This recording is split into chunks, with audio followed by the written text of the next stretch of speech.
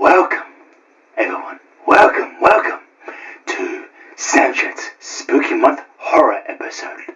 This is a collaboration of all my greatest friends. Some you might know, some you might not, but we've all come together to talk about, in this spooky month, what is your favorite horror segment in video games? Please enjoy. Please enjoy. Sit down and relax and enjoy the ride.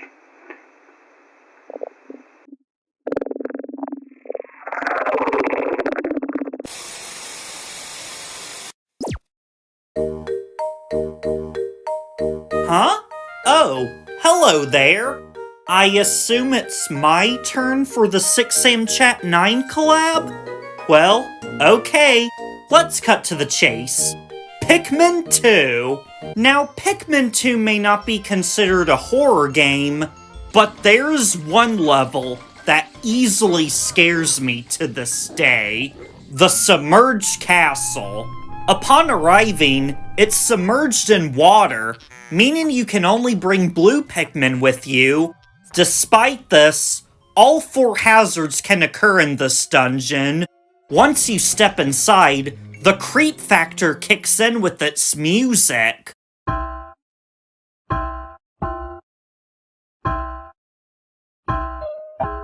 It's as if the game is telling you that something's not right, and you must get out of here as quickly as possible. So you're exploring the sub-levels, fighting enemies and collecting treasure, and then 5 minutes later, he shows up.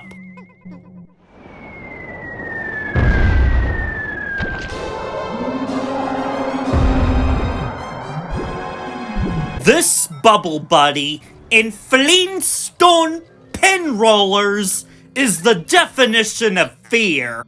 This monster will patrol the hallways and crush anything in its path, including your Pikmin. Fighting it is useless due to it being invincible, and it will always know where you are even if you're far away. Even if you know about this and try to rush through the cave, each sub-level has a gimmick to waste your precious 5 minutes. Sub-level 1 has fire hazards, Sub-level 2 has annoying enemies, Sub-level 3 has electricity, and Sub-level 4 has poison and bomb traps. This cave does a great job slowing the player down, so you gotta be fast and use your Dandori skills to collect every treasure. Once you get to Sub-level 5, you can get purple Pikmin and send that beast back to the Dark Realm. Ooh! Ouch! So much Pikmin blood on my hands, with very little treasure. Well, in conclusion, Pikmin 2 may not be a horror game, considering its cute Nintendo charm and fun gameplay, but inside that cavern is a dastardly evil being that strikes fear into the hearts of Pikmin players. It can't be bargained with. It can't be reasoned with. It doesn't feel pity or remorse or fear. And it absolutely will not stop, ever, until it crushes you and your Pikmin. And that's why Submerged Castle is one of the scariest levels ever. I hope I didn't terrify you guys much. Well, anyways, if you want to see more from me, head on over to my channel at Matt the Cat for Gary's Mon animations and reviews. And thank you so much 6am Chat 9 for having me on board. Meow meow! Hi everybody! Thanks for having me on this spooky collab, Sam. When you asked me what game I wanted to talk about, my choice was fairly simple really, since I'm an easy mark when it comes to getting scared. So I actually don't play scary games or consume horror films all that often. However, there's one I really do like because it reminds me of a Tim Burton film, that being 2019's Medieval, which is a remake of the PS1 classic from 1998. This remake isn't the first time it was remade though. In 2005, the PSP was graced with the first remake, Medieval Resurrection, which had additional minigames and plot elements, so why did I pick the PS4 remake? For two reasons, really. I didn't play the original on the PS1 because I was a really sensitive kid, and by the time I was interested in this game, it had become really expensive for a copy in good condition. I also didn't own a PSP, so the only one I have a lot of experience with is this version. Also, let's be honest, this is probably the best version of the game to play from a visual perspective, but also a gameplay one.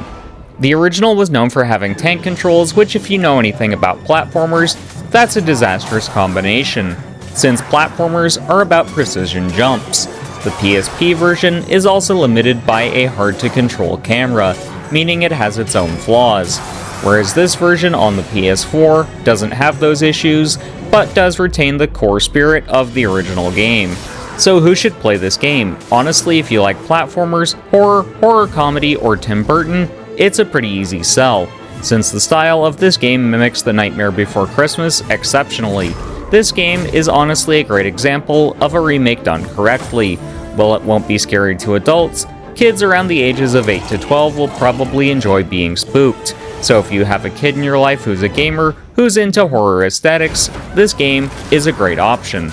Here's something I thought I'd throw in, just because it's my chance to discuss it. What is the future of the Medieval franchise? Sadly, I think it's as dead as its main character, Sir Daniel Fortescue. As of January 2020, the last reported sales figures I could find, the game had sold just over 500,000 copies, which is pitiful when it comes to first-party games. I'll happily be wrong, of course, since this franchise is a fairly unique one. How many other horror-themed platformers can you think of? It's pretty much just down to Castlevania, which hasn't had a new game in forever, and Bloodstained. Though I will say this, not all hope is lost. Given the game was profitable, Sony did release how much profit it generated, which was just shy of $8.5 million, which is respectable. Thanks again for having me on, Sam. I can't wait to see the other entries, and I hope we can collab again in the future. Until next time, keep blazing that trail. Bye-bye, everybody! Hello everyone, my name is Sween from Sween's Gaming. Sam Chat has invited me here today to talk about my favourite spooky / Halloween theme part in a video game. My favourite spooky theme level is the Mad Monster Mansion from Banjo-Kazooie 64. The reason I love this spooky level so much, the old chapel / church has some ghost hands playing the organ. Very spooky, it's actually one of the puzzles as well. Also surrounding the chapel is a graveyard, which has tombstones that come to life and skeletons that attack you. Very spooky. We also have an old shack with a Ouija board inside, not a puzzle indeed.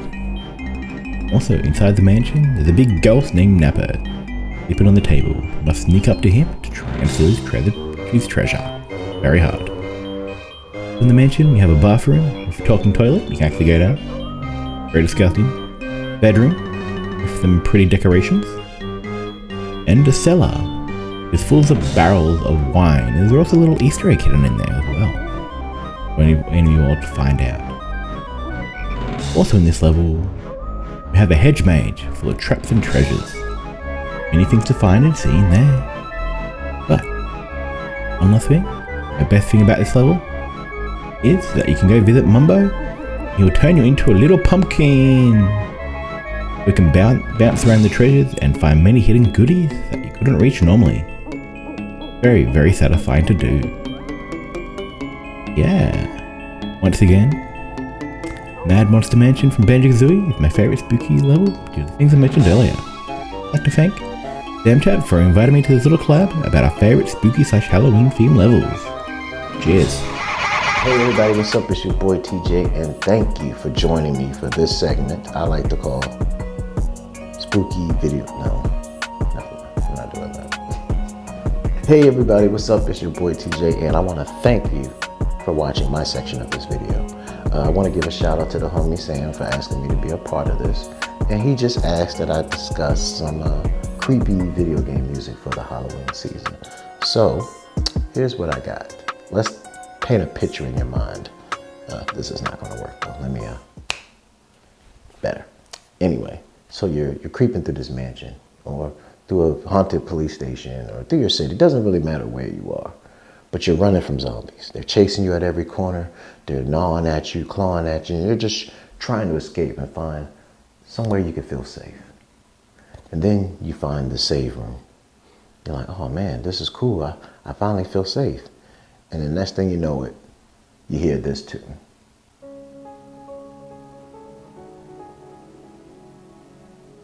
Don't quite feel safe anymore, do you?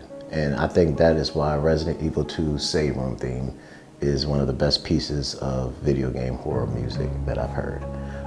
It gives you that sense of unease and worry and fear, even in a place where you're supposed to be safe. So even in those moments where you're safe, you don't feel safe. Now this song is the epitome of, you think you're safe, but you're really not.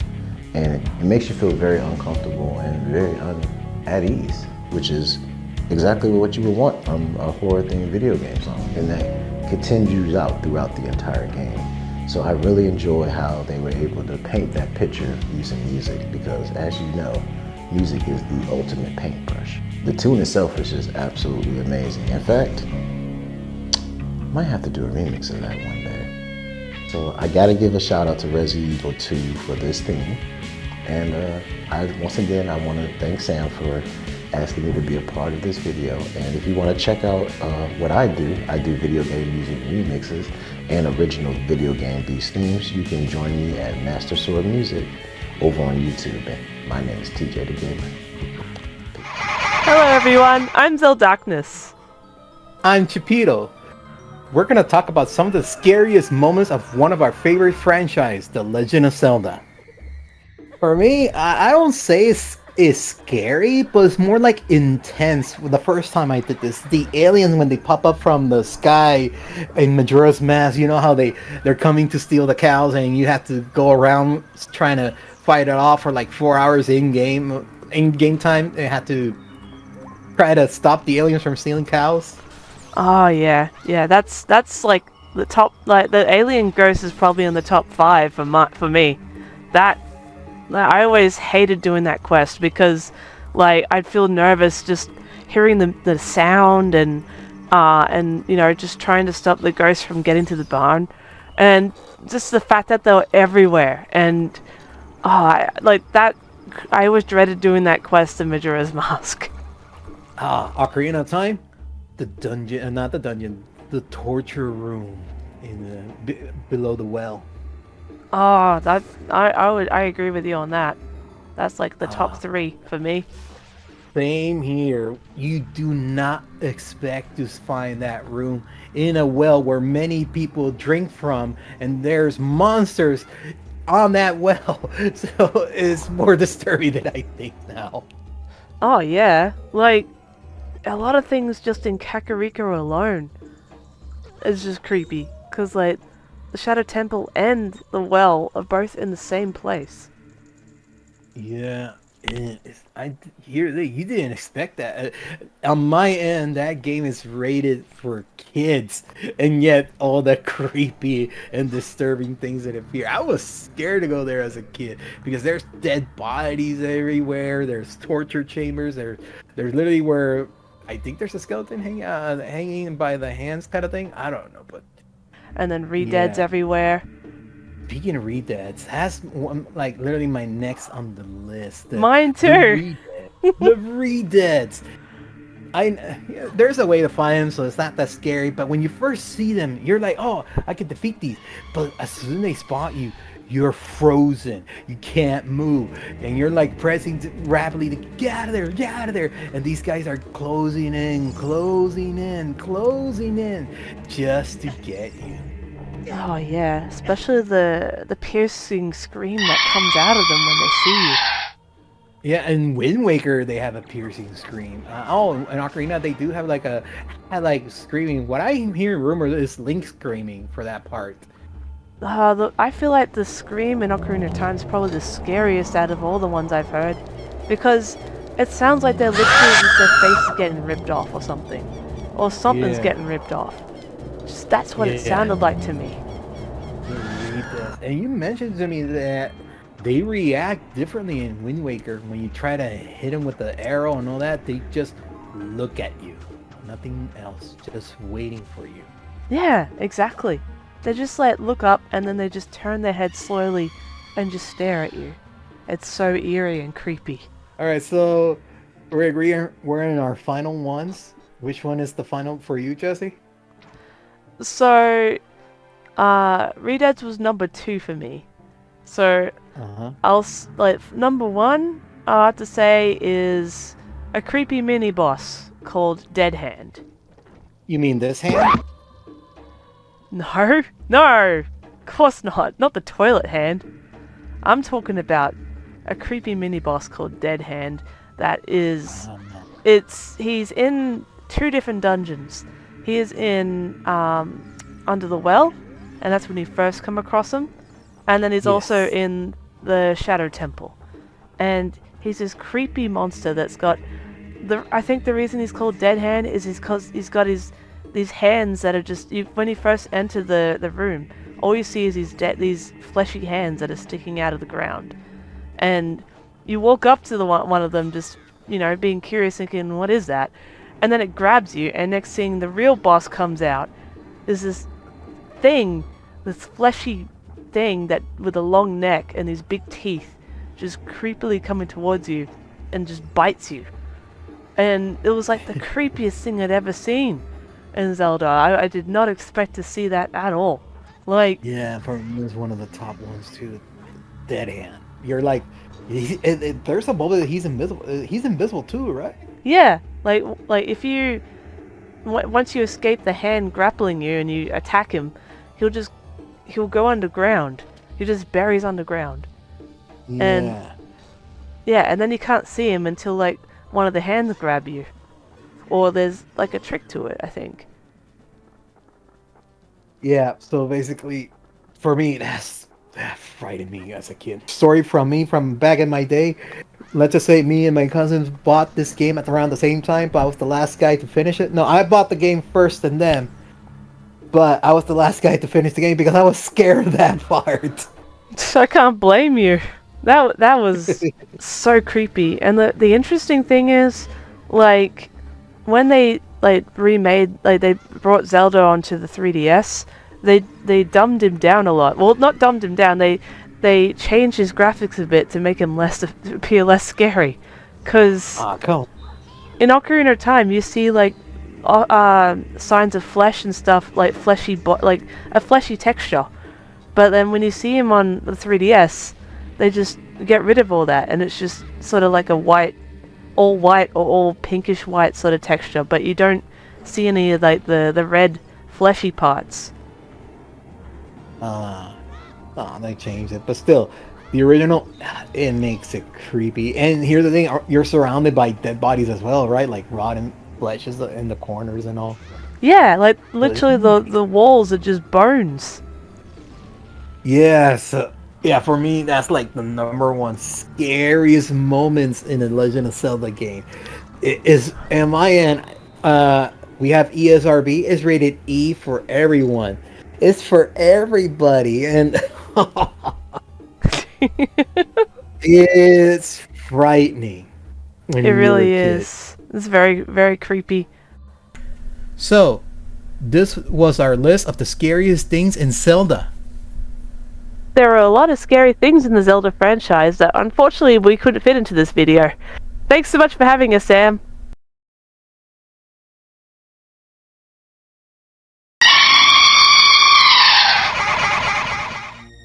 Have you ever found yourself alone, absorbed in a video game, only for something like this to happen? It's unexpected, right? Might leave you feeling a little anxious, perhaps even upset. Or maybe even all of that at once. Is the game damaged? Is my console about to break? Or maybe, just maybe, you have a haunted video game! What exactly is a haunted video game? Well, it's quite simple really. You get a video game, you get a demon, you squish them together, get in there, and there you have it, a haunted video game. haunted video games are an interesting concept. You take something familiar and you twist it into something evil. It plays with your expectations, using familiarity against you, turning something you enjoy into something horrible. Absolutely spine-tingling. If you're a wimp, unlike me. Because I'm a big boy and I eat creepypastas for breakfast! So let's brave the internet together and download some haunted video games right now that are totally not Russian spyware. Trust me, comrade. Let's start off with the granddaddy himself, Sonic.EXE, an adorable little edgelord with a bit of a god complex. No, literally. There's some pretty good games like One More Time, PC Port, and my absolute favorite, EYX, which does a brilliant job of making you feel like you're playing an authentic Sonic game, and of course does what any good EXE game does best, reminding you that the game you're playing is but a window into the demon's twisted playground, showing you what's in store before it inevitably gets bored and drags your soul into the game. Our boy Mario has also got some haunted games, like Mario 85, Left Behind, and Coronation Day, just to name a few. But what about in the third dimension? Well, there's B3313, a ROM hack at the original Super Mario 64 that throws you into what feels like an endless castle, with each corridor leading to something new. We spent hours exploring and still haven't seen everything, let alone collected the 450 stars? That's nearly 4 times the amount in the original. Okay, how about something that's not based on an existing game? This one's about traveling to the dreaded work in search of your beloved Dada, who's suffering from crippling workaholism. Catastrophe Crow, or as I like to call it, Dad's Come Home Drunk Again Simulator. Try your best to avoid your daily belting. This one cleverly hides its true story behind visual storytelling and cryptic riddles, relying on its audience to work together to uncover the truth. And finally, we have what I think is the best of the genre, Shipwreck 64. This game just incorporates every trope in the genre in all the best ways. To start off, it's a game that you can actually play from beginning to end with nothing creepy happening, which helps push the illusion that it's a real Nintendo game. It's only when you start sucking at the minigames that its facade starts to crack. One of the things I love about this game is how it does its puzzles. They feel cryptic, but don't require you to know what a Caesar cipher encoded in base 64 is. Instead, all of the methods used to solve its puzzles are taught to you in-game, making it much more user-friendly. Combined with the great visuals, its stunning sound design, and a brilliant story to be uncovered, you have an absolute gem here. But that's enough of me blabbering. I hope you enjoyed my little deep dive into haunted video games. Good night, sleep tight, and remember, always keep an eye open for BuzzLightyear.exe. He likes to watch you sleep. Hey now, it's me, 69% of the Sam Chat. And welcome to my Halloween collaboration thingamajig. Now, what I want to talk to you about is my favorite game. One of my favorite games. Oh, I've got so many, but this one. Oh, the visuals are so beautiful.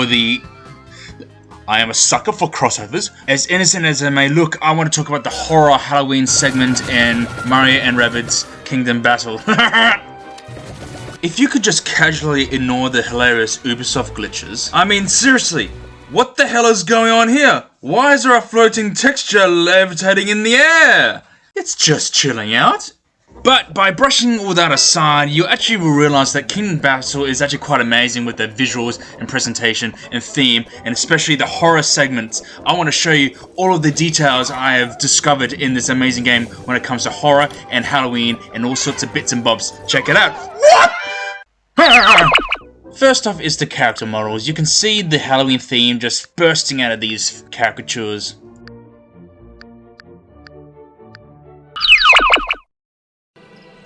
I don't know whose wicked plan this was. Maybe it was Bowser Jr., but I just love how basically these boos, they are captured and they're used as lamps around the whole terrain.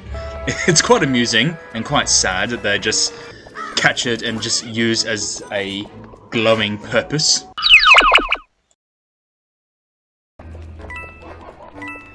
Did you hear that dog just then? Let's play it again.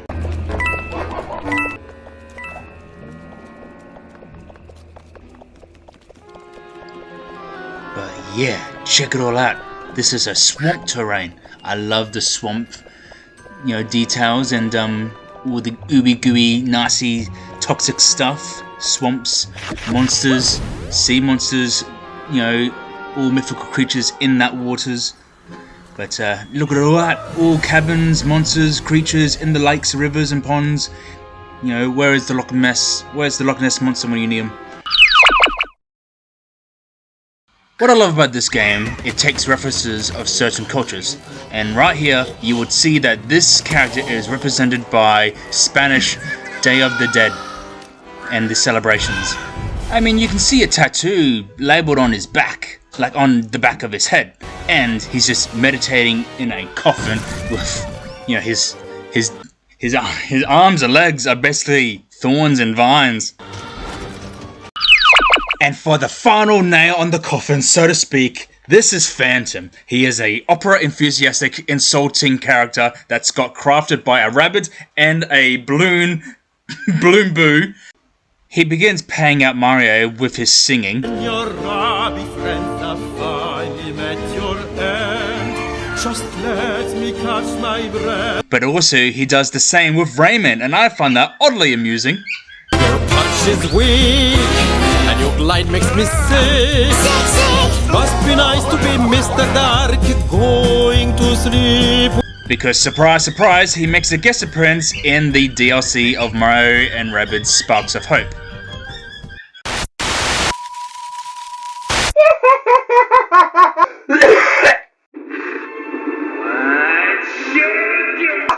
That was perfect! Did you enjoy that? I certainly did. What an amazing display of pure content creation. Everyone, check them out. Check out everyone in this video. They do such amazing jobs making their own content on their channel. Definitely check them out. And definitely check out me as well. I love making things wacky. Happy Halloween, everyone.